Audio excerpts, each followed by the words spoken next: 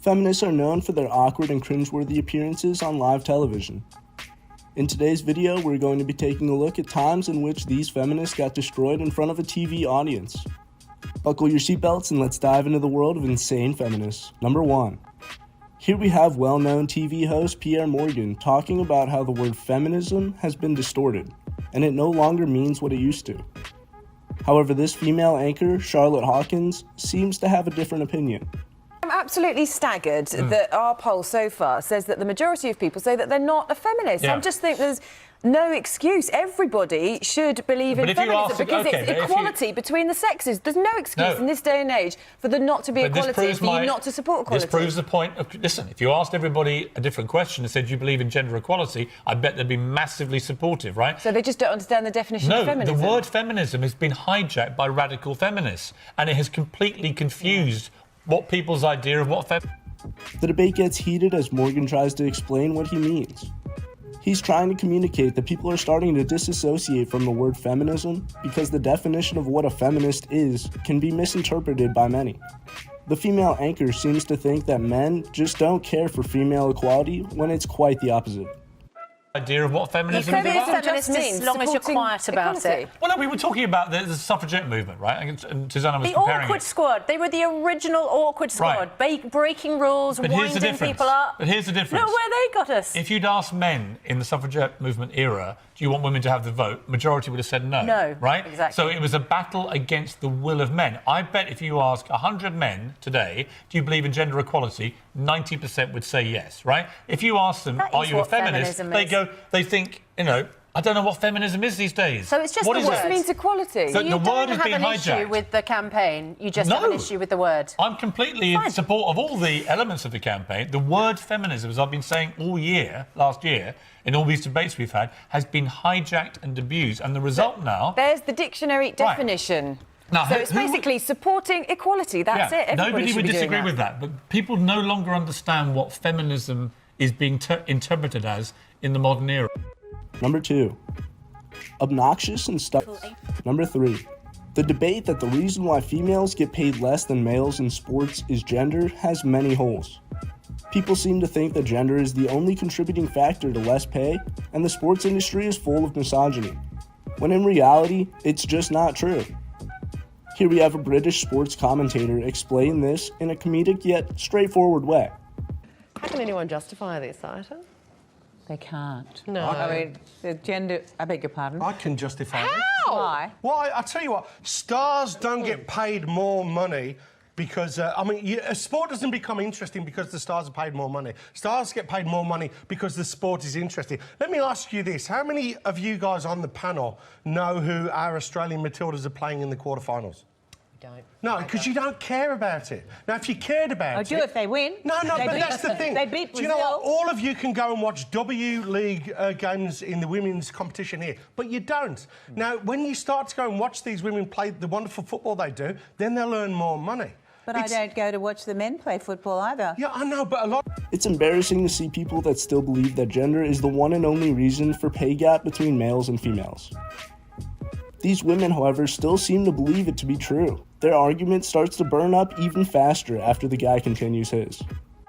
People do I tell you, the Men's World Cup is one of the biggest money spinners on the planet. Women's football, even though at grassroots level it's working really, really well, it's got a long way to go. The other thing, let me ask you this about sports equality. The top 10 fastest men of all time in terms of sprinters are all black, of African origin. Are you telling me that the white guys should say, hold on, we should be paid just as much as the black guys for sprinting? No, because they're not as fast. No, whoever wins gets the most. Yeah, well, that's it. Do you know what? There is not one team in the Women's World Cup that could beat a junior male side in the A-League. So what? So they're not as good. Well, they're playing women. What? Maybe no, but why? But to me, it comes down to simply a matter of inequity. Number 4. This is probably the first instance ever in which a female is fighting against a female. In this clip, we have 2 overweight females arguing that their body is healthy. What the normal person and what this other woman is trying to tell them is that there's a line between a little overweight and obese. But they can't seem to be able to wrap their head around that. Well, I certainly think that we all want to feel good about ourselves. That's understandable. I don't think people should feel demeaned by their size. And I also couldn't agree more with the message of daily exercise. No matter what size you are, you'll certainly benefit from daily exercise. You can't be healthy without that. But then let's talk about where we disagree. Look, if you want to feel good about yourself, it's impossible to feel good about yourself when you're doing something that's self-destructive. Also, self-destructive behaviors that result in damage or debilitation or even disfigurement to the body, that's never going to be perceived as beautiful. The female arguing against them doesn't hold anything back. These women don't understand that what they are doing to their bodies isn't healthy, yet they can't get it through their thick skulls. So she gives them an amazing analogy. The thing is that I think that the Hayes approach, the health at every size approach, has been documented to work. And it's been documented to work year after year. What do you mean work? What do you mean work? Because a health at every size is a lie. If you starve yourself into damage, that's unhealthy. Or if you eat yourself into damage, that's not healthy. You're making a lot of assumptions. That's just not. That's not true. You're making a lot of assumptions. That's like saying that. Weight let's being say you were a smoker. Let's say you're a smoker and have black lungs, and you try to say that's healthy because you don't have cancer yet. We know that it is actually factual that obesity is dangerous and it's connected to cancer. Number 5. Here we have the second instance in which two women are arguing. It's like the previous example, just that in this instance, the audience seems to be clapping just because this woman is overweight. This one gets pretty heated, so strap in. How are you? You're not hard to spot. Thanks, Katie.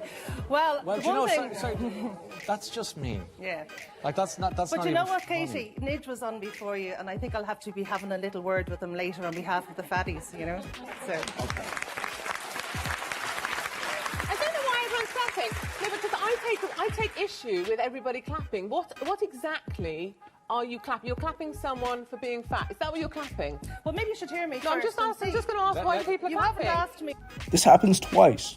The audience is clapping and seemingly celebrating the fact that this woman is unhealthy.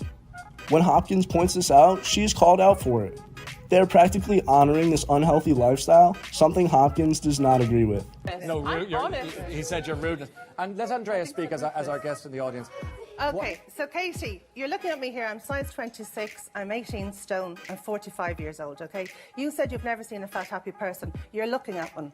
Because fat and being fat and happy is... I do not know what you are clapping. I do not understand what you are clapping. I do not understand why don't you address Andrea? Because they're the ones clapping. I know, but she's the one speaking, and she's saying that you've just called her lazy, you've said that she's fat, she's unhappy, and she's trying to explain herself. She said, I'm this weight, I am happy, so why don't you deal with her rather than the crowd? Because it's interesting to me that we're celebrating the wrong things in this society. We're not celebrating. We've seen countless examples of instances just like the ones you saw, where feminists present arguments that have no evidence to back them up. It's hilarious watching as they get ridiculed and shut down when someone actually has a well-presented counter-argument. Anyways, that brings us to the end of today's video. Like and subscribe for more content just like this. Thanks for watching, and we'll see you in our next video.